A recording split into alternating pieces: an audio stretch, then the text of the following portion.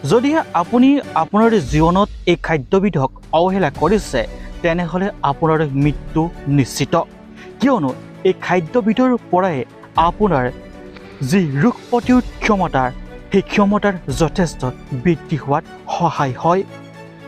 গতিকে আজি জানো আহক এই ঢেকীয়া শাকৰ বহু ঔষধি গুণসমূহৰ বিষয়ে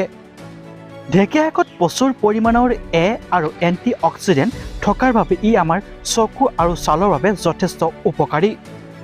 এই শাকবিধত প্ৰচুৰ পৰিমাণে কেলছিয়াম মেগনেছিয়াম পটাছিয়াম থকাৰ বাবে আমাৰ হাড় মজবুত কৰি ৰখাত সহায় কৰে